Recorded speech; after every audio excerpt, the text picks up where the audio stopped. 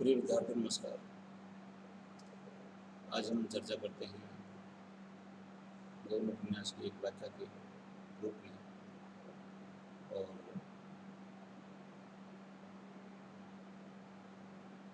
व्याख्या का गद्यांश है, उन्हें अपने जीवन में एक आधार की जरूरत थी, संदेह आधार की, जिसके चेहरे पर, जिसके सहारे वह इस जीवन दशा में भी जीवन संग्राम में खड़ा रह सके। जैसे किसी उपासक की प्रतिमा की जरूरत होती है, बिना प्रतिमा के वह किस पर फूल चढ़ाएगा, किसे गंगा जल से नहलाए, किसे स्वादिष्ट चीज़ों का भोग लगाएं। इसी भांति वकील साहब की भी पत्नी की जरूरत थी। रतन उनके लिए संदेह कल्पना मात्र थी, जिसके उनकी आत्मिक पिपासा शांत होती थी। कदाचित रतन के बिना उनका जीवन उतना ही समय होता जितना आंखों के बिना होता। विद्यार्थियों, आप जानते हो कि पति पत्नी परमात्मा का एक बहुत अच्छा जोड़ा है, सुकून भरा जोड़ा है। और जब इसमें दोनों को हर उम्र में वास्तविक रूप में जरूरत होती है, और यहाँ कम ज़्यादा का सवाल नहीं होता, यह वास्तविक बात होती है। इसके प्रसंग के बारे में बात करें तो प्रस्तुत पंक्तियों में मुंशी प्रेमचंद ने प्रकारांतर से परीक्षा दी एकाकी वृद्ध व्यक्तियों की कारण दशा को बड़ी श्रद्धापूर्ण अंकन किया है।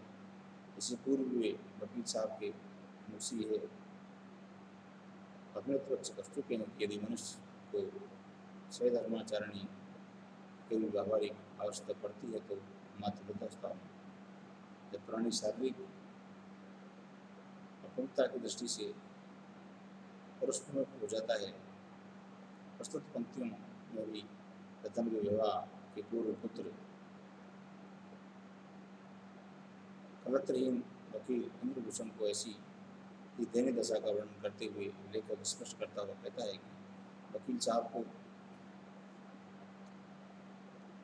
इसमें उसका चित्रण किया गया है। इसकी व्याख्या के रूप में हम देखते हैं कि वकील साहब को रतन की पत्नी के रूप में आवश्यकता काम वासना की तृप्ति आदि उन भावों की दृष्टि से नहीं थी, जिससे प्रेरित होकर स्वयं विवाह करते हैं।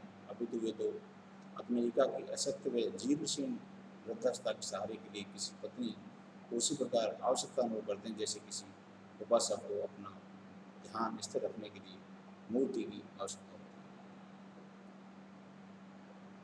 है। यहाँ आप देखिए कि किसी भी रूप में उनके जीवन में कामुकता नहीं है, वासना नहीं है। एक सीमा के बाद में आदमी के जीवन में कामुकता और वासना समाप्त हो जाती है। और ऐसा प्रतीत होता है कि उसे एक जीवन संगनी जीवन संगी की जरूरत होती है। वहाँ एक आवश्यकता की पूर्ति होती है, वहाँ विचारों का आदान प्रदान होता है। ऐसे में कामुकता और वासना में खत्म हो जाती है।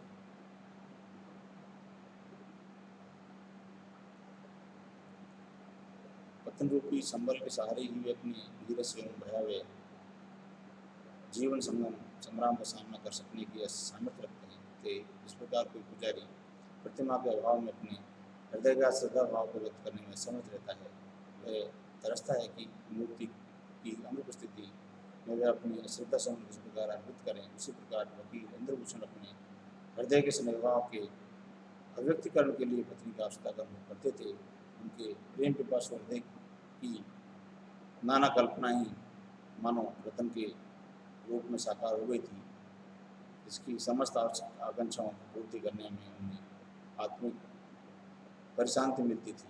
यदि उनके शून्य जीवन में रतन ने प्रवेश नहीं किया होता तो कदाचित उनकी दशा चक्षुहीन व्यक्ति के समान ही निराशा, शून्यता और उदासीन को होती। यहाँ हरि के बारे में कहा गया है कि रतन का प्रवेश उनके जीवन में अगर नहीं होता प्रिंस आपके में, शायद वो बहुत दुखी, पराधीन और ऐसा है व्यक्ति के रूप में हमारे सामने दिखाई देते। लेकिन जीवन रूपी सागर को पार करने के लिए विद्यार्थियों किसी न किसी का सहारा जरूर होता है, और यह सहारा ही बनकर पति पत्नी एक दूसरे के सहारे के रूप में आते हैं, और वो वास्तव में जीवन को एक साकार रूप में देखते हैं। वहाँ उनके विचारों में कोई अलगाव नहीं है, कोई छिछोलापन नहीं है, कोई कामुकता नहीं है, कोई वासना नहीं है। और यदि इंसान ऐसा नहीं करता है तो समझ में आता है कि वो एक सीमा के बाद में अपने आप के साथ धोखा करता है। इसके विशेष रूप में हम कह सकते हैं कि वकील इंद्रभूषण की पत्नी भी इन दशा का मूर्ति के अभाव में अपनी श्रद्धा को व्यक्त करने को निरुपाय हुए पुजारी से दृष्टांत देकर लेखक ने उनकी दैन दशा का बड़ा मार्मिक वर्णन किया है। आपने देखा है कि कालांतर में जाकर बहुत समय बाद भगवान की मूर्ति लोगों ने अपने दिलो दिमाग बसाई, और उस मूर्ति का आगे नतमस्तक होकर भगवान को याद करने का एक तरीका ढूंढा। कहने का तात्पर्य बताया तो ये है कि मूर्ति के बिना श्रद्धा को हम श्रद्धा नहीं मानते। हमें लगता है कि शायद कोई आधार तो जीवन जीने का होना चाहिए। जब भगवान की हम उपासना करते हैं, पूजा करते हैं, दूसरे शब्दों में हम ध्यान करते हैं,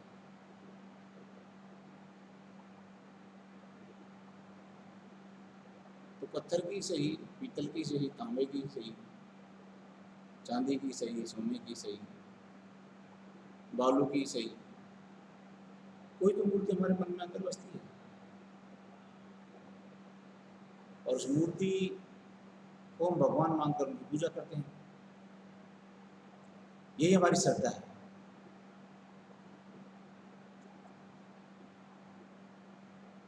तो इनके जीवन में एक श्रद्धा जो पैदा हुई है वो किसी आधार को मानकर हुई है, और उनका आधार कोई निराधार नहीं है, कोई व्यर्थ का नहीं है, सारगर्भित है, सारहीन नहीं है।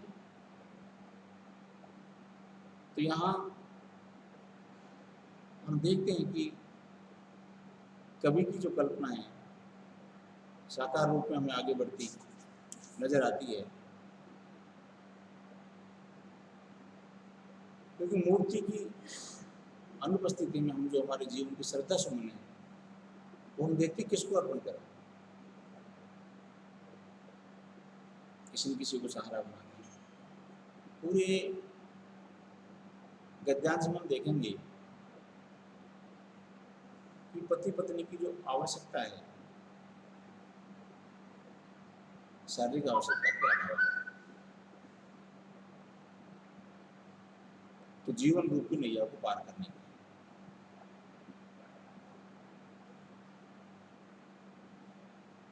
और जीवन रूपी नैया को पार करने के लिए विद्यार्थी मानसिकता का तो नामो निशान पड़ जाता है। जिसे हम कहें स्वच्छ प्रेम, न्यायिक प्रेम, जहाँ छल कपट बेईमानी तो दूर दूर तक कहीं कोई जगह नहीं है। ऐसी स्थिति में यदि कहीं कोई जोड़ा, कहीं कोई पति पत्नी इसे मानसिकता कहता है तो मूर्खता है। प्रेमचंद ने इसे इसे हटकर बताया है। मेरा कहने का तात्पर्य विद्यार्थी इस प्रसंग में ये है कि आवश्यकता है, यहाँ गंभीरता है, और उसकी पूर्ति के लिए इस सब का होना बताया है। रतन के रूप में उनकी बहुत सारी कल्पनाएं साकार हो जाती है, समस्त आकांक्षाएं पूरी हो जाती है, लेकिन वहाँ कोई दिखावटीपन नहीं है। और यही प्रेम व्यक्ति का आगे चलकर बहुत सारगर साबित होता है।